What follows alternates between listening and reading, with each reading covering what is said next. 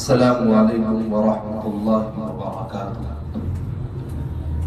الحمد للہ العزیز الوہاب القہار الغلاب، والصلاة والسلام علی رسولہ سید الانام وعلی آلہ واصحابہ الکرام، اما بعد۔ قال اللہ تبارک وتعالی فی القرآن المجید والفرقان الحمید، اعوذ باللہ من الشیطان الرجیم، بسم اللہ الرحمن الرحیم۔ سبحان الذي أسرى بعبده ليلا من المسجد الحرام إلى المسجد الأقصى الذي باركنا حوله لنريه من آياتنا إنه هو السميع البصير۔ صدق اللہ العظیم۔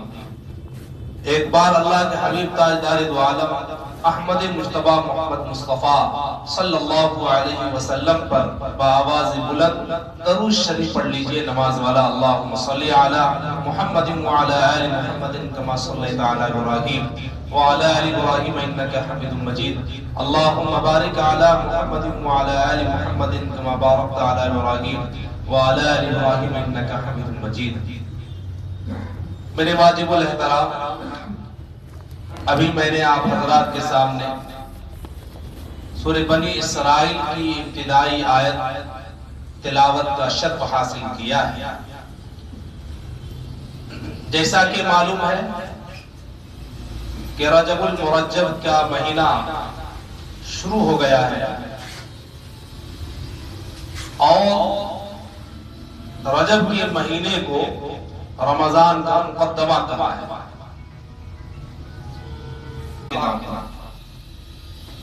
دراصل بات یہ ہے کہ سنی سنائی بات بڑی تیزی سے پھیلتی ہے سماج میں، جیسے جنگل میں آگ پھیل جاتی ہے۔ کوئی تحقیق کرنا نہیں چاہتا، کوئی معلومات حاصل نہیں کرنا چاہتا کہ صحیح سند کیا ہے اس کی۔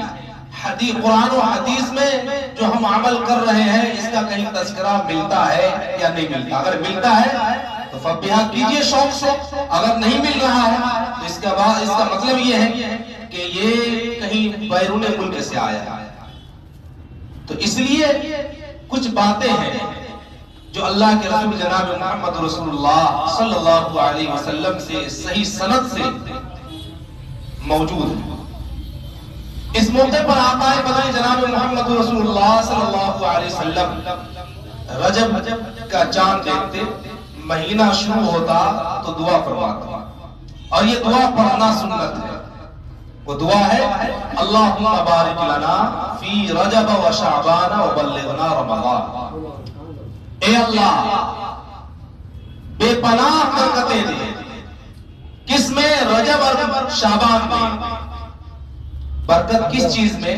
اللہ عمر میں برکت دے، اتنی عمر میں برکت دے کہ رجب کا مہینہ بھی ہم نے پا لیا، شعبان کا مہینہ بھی ہم پا لیں، اور سب سے مقدس مہینہ رمضان المبارک آنے والا ہے، اس کے لیے ہماری عمر کو اتنی برکتیں اس میں دے دے تاکہ ہم رمضان کے فیض کو حاصل کر سکیں۔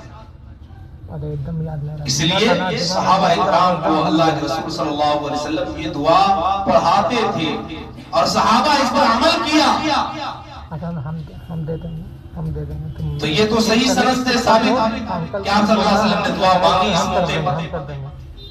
اب رہی بات کہ رجب میں جو تاریخ بتائی جاتی ہے کہ اس موقع پر اللہ کے رسول صلی اللہ علیہ وسلم معراج ہو گئے۔ 27ویں رجب کو اللہ کے رسول صلی اللہ علیہ وسلم دنیا سے نکل کر سدرۃ المنتہا کراس کر کے عرش معلی تک جا پہنچے، اللہ کی بارگاہ میں جا پہنچے۔ حقیقت ہے کہ آپ صلی اللہ علیہ وسلم کو اللہ تعالیٰ اپنی بارگاہ میں بلایا، آپ صلی اللہ علیہ وسلم کو نماز کا تحفہ اپنی امت کے لیے دیا، یہ سچائی ہے، مگر اس کی تاریخ نہیں ملتی کہ وہ رجب کا مہینہ تھا یا ربیع الاول کا مہینہ تھا یا کوئی اور مہینہ تھا۔ اگر اس کی تاریخ محفوظ ہوتی اور اس رات کی اہمیت ہوتی تو تاریخ میں اس کو جگہ مل جاتی، رات محفوظ ہو جاتی، اور جب رات محفوظ ہو جاتی تو اس کی فضیلت بھی بڑھ جاتی۔ تو اللہ کے رسول جناب محمد رسول اللہ صلی اللہ علیہ وسلم کو سن 5 نبوی میں اللہ تعالیٰ عرش پر بلاتا ہے. اب سمجھیے سن 5 نبوی کے بعد آپ صلی اللہ علیہ وسلم 18 سال دنیا میں زندہ رہے.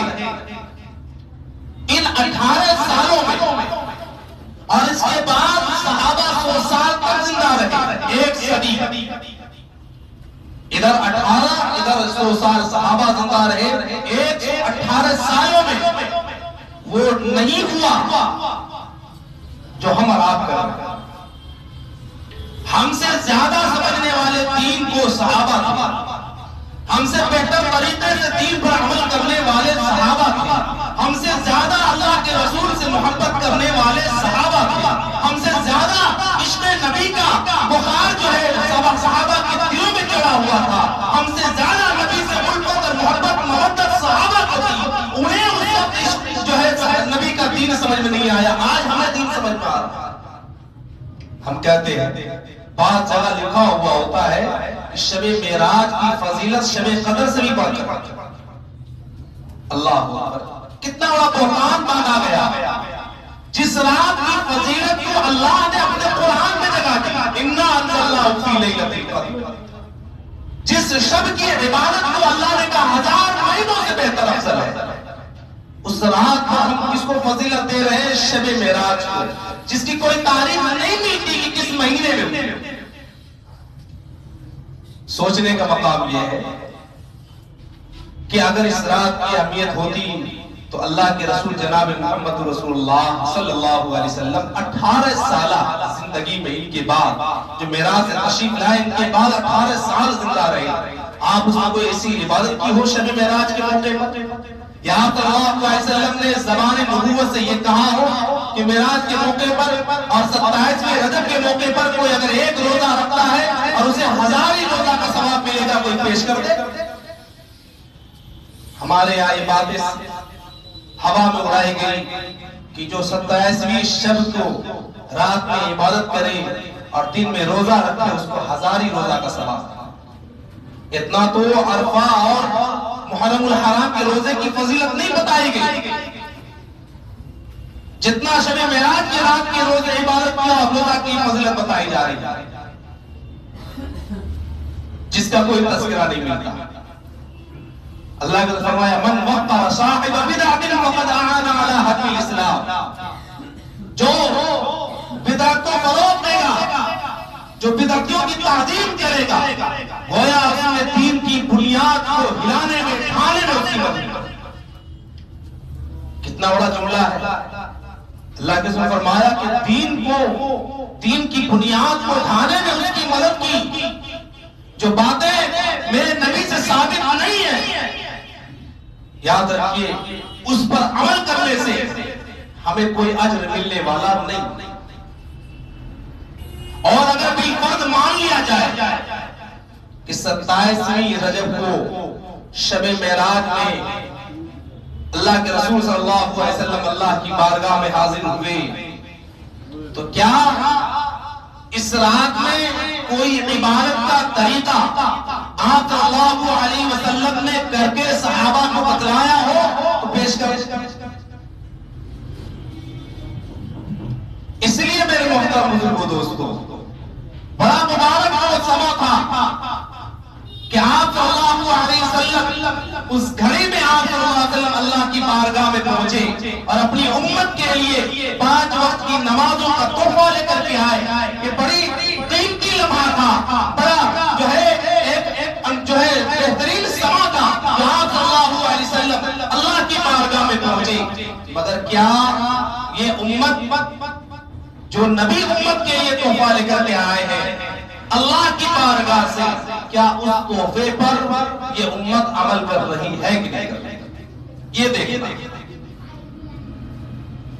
اگر آج مقابلہ کرایا جائے روزہ رکھنے کے معاملے میں، علماء نے لکھا ہے کہ روزہ رکھنے میں سب سے زیادہ جو آگے ہوتی ہیں وہ عورتیں ہوتی ہیں، مرد سے پیچھے ہوتا ہے. آپ کو ایسے ایسے روزے کا نام نہیں معلوم ہوگا جو عورتوں کو معلوم ہوتا ہے. کون سے روزے کہاں رکھنا ہے، کیسے رکھنا ہے. اگر مقابلہ آرائی ہو جائے تو 365 دنوں میں وہ روزہ رکھ لیں گی، آپ نہیں رکھ پائیے۔ اسی طریقے سے فاتحہ، آپ نہیں جانتے کون سا فاتحہ کیسے کرانا، انہیں معلوم ہے فاتحہ کیسے کرانا ہے، کب کرانا ہے، کون سی تاریخ میں کرانا، انہیں معلوم ہے۔ فاتحہ کا تو انہیں یاد ہے، نماز کے فرائض انہیں یاد ہے،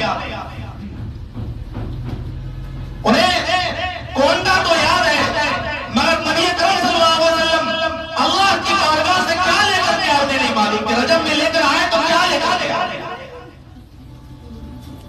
ہمیں فکر ہے صرف فاتحہ کا، ہمیں فکر ہے کونڈے کا، ہمیں فکر ہے شیرنی کھانے کا، ہمیں فکر نہیں ہے کہ ہماری نسلوں میں نماز باقی ہے کہ نہیں ہے، ہماری نسلوں میں دین زندہ ہے کہ نہیں، اس کی فکر نہیں۔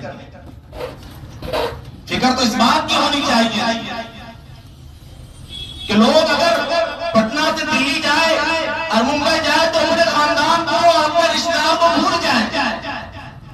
اللہ کا حبیب کتنا بڑا شفیق ہے، کتنا بڑا مربی ہے، کتنی محبت کرتا ہے اپنی امت سے کہ دنیا سے نکل کر اللہ کی بارگاہ میں پہنچا ہے، پھر بھی اپنی امت کو وہاں جاتا ہے۔ اس لیے میرے محترم بزرگوں دوستوں، ہمیں یہ سوچنا ہے کہ ہم کوئی بھی عمل کریں، اس عمل کرنے سے پہلے اس کی جانکاری ہمیں ملنی چاہیے، ہمیں لینی چاہیے کہ کیا یہ عمل ہم جو کر رہے ہیں اس پر نبی اکرم صلی اللہ علیہ وسلم اور صحابہ کا مہر لگا ہے کہ نہیں، کیا اس کا تذکرہ قرآن و حدیث میں آیا ہے کہ نہیں، اور نہیں ہے تو بدعت سمجھ کے چھوڑیے، کیونکہ بدعت خرافات دیمک کے کیڑے کی طرح ہے کہ جیسے دیمک کا کیڑا لکڑی کو گھل لگا دیتا ہے، کھا جاتا ہے، ویسے بدعات و خرافات آپ کی نیکیوں کو برباد کرتا ہے۔ اس لیے ایک شخص 27ویں شب عبادت کر کے روزہ رکھا ہوا تھا، حضرت عمر فاروق رضی اللہ عنہ کا زمانہ ہے۔ یہ عمر فاروق جن کے دبدبے کا عالم یہ ہے، جن کی ہیبت کا عالم یہ ہے کہ عمر اگر جس راستے سے گزرے اس راستے سے شیطان بھی نہ گزرے، شیطان اپنا راستہ بدل لے، وہ عمر فاروق ان کی خلافت ہے۔ یہاں بجائے کہ عمر فاروق کی خلافت میں کوئی دین سے دائیں بائیں ہو جائے یا دین میں کوئی نئی چیز کو گھسیٹ دے یا کم کر دے، عمر فاروق کا زمانہ ہے۔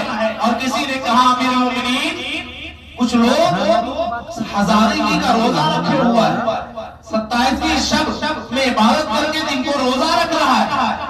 عمر فاروق رضی اللہ عنہ کو خبر ہوئی، فوراً گئے، نشاندہی کی گئی کس نے روزہ رکھا، اور عمر فاروق گئے اور کھانا سامنے رکھوایا، میرے سامنے کھاؤ، روزہ توڑو۔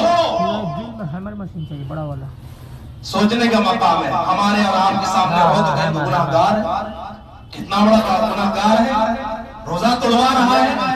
عمر فاروق کا یہ عمل بتا رہا ہے کہ اگر اس پر لگام نہیں لگائی گئی، اگر روکا ٹوکا نہیں گیا تو امت میں یہ ایک رواج اور سسٹم چل پڑے گا۔ رمضان کے روزے سے بھی فضیلت اس کی بڑھ جائے گی، عرفہ کے روزے سے بھی فضیلت بڑھ جائے گی، عاشورہ کے روزے سے بھی فضیلت بڑھ جائے گی، کیونکہ سماج میں آج یہی چل رہا ہے کہ 1000 روزے کا ثواب، ایک روزہ رکھو گے تو 1000 روزے کا ثواب، ابھی رمضان میں بھوک پیاس کائے کو برداشت کرنا، ایک رجب کا روزہ رکھیں گے 1000 روزے کا ثواب۔ عمر فاروق نے کھانا کروایا، کیا کس نے منع کیا ہے نفلی روزہ رکھنے کے لیے؟ رکھو تم سوموار منگل بدھ کو، رکھو 13 14 15 کو ایام 20 کا روزہ، کسی نے منع کر رکھا ہے، مگر تم مخصوص کیوں کر رکھے ہو کہ 1000 روزہ کا ثواب ہے اور اسی کی روزہ رکھنا ہے؟ عمر فاروق نے اس پر لگام لگا کے سیاست سے بات کیا ہے کہ آئندہ کوئی امت میں ایسے افراد تیار نہ ہو کہ نبی کے دین کا شمید گا۔ اس لیے روزہ رکھنے کے لیے، نفلی روزہ رکھنے کے اس لیے منع کیا ہے، جب چاہے رکھے، مخصوص نہ کرے کہ ہم کو اسی دن ہی رکھنا سنا ہے، اس کی فضیلت یہ ہے جس کے فضائل کا کہیں بھی تذکرہ نہیں ہے، کہیں بھی ذکر نہیں ہے، کہیں حدیث میں اس کا جو ہے کوئی حوالہ نہیں ہے کہ اللہ کے رسول صلی اللہ علیہ وسلم نے شب معراج کے موقع پر روزہ رکھا ہو، صحابہ نے رکھا ہو، تابعین نے رکھا ہو، تابعین نے رکھا ہو، کتب نے رکھا ہو، ابدال نے رکھا ہو، کسی نے نہیں رکھا۔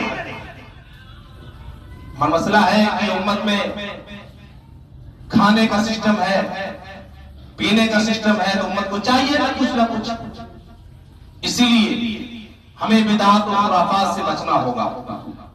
حقیقت روایات میں کھو گئی، حقیقت روایات میں کھو گئی، یہ امت خرافات میں کھو گئی۔ اسی لیے میرے محترم بزرگوں دوستو، ہم یہاں سے عزم مصمم لے کر کے اٹھے اور یہ ارادہ کریں جو چیزیں کرنے کی ہیں وہ چیزیں کریں جس پر اللہ اور اس کے رسول کی رضا کا سند ہو، جس پر اللہ اور اس کا رسول راضی ہو، اس عمل سے جس عمل سے ہم جنت میں مقام حاصل کریں وہ عمل کرنے کی کوشش کریں، تب جا کر کے اللہ اور اس کے رسول راضی ہوں گے اور ہمیں اور آپ کو جنت کا پروانہ مل جائے گا۔ اور ایسا عمل نہ کریں جو بدعات اور خرافات کو بڑھاوا دینے کا موقع مل جائے اور غیروں میں یہ بات کی میسج جائے، تو پھر بتائیں نبی اکرم صلی اللہ علیہ وسلم کی لائف کی شریعت کا جنازہ ہم خود نکال دیں۔ اس لیے دوستو گزارش یہ ہے کہ ہم کوئی بھی عمل کریں، جیسا بھی عمل کریں، اس سے قبل اپنے علماء سے تحقیق کریں، خود سے کتابیں پڑھیں، علماء سے سمجھیں کہ کیا یہ بات جو ہم عمل کر رہے ہیں کیا اس پر کوئی سند ہے، کوئی حدیث میں اس کا تذکرہ ہے۔ اگر یقین جانیے اگر ہر آپ کی ہر فرد یہ کرے گا تو انشاءاللہ سماج اور معاشرے سے بدعات اور خرافات کا جنازہ خود بخود نکل جائے گا۔ اللہ تعالیٰ سے دعا ہے اللہ تعالیٰ ہم تمام مسلمانوں کا نسبت زیادہ عمل کی توفیق عطا فرمائے۔ دعا صحت کے لیے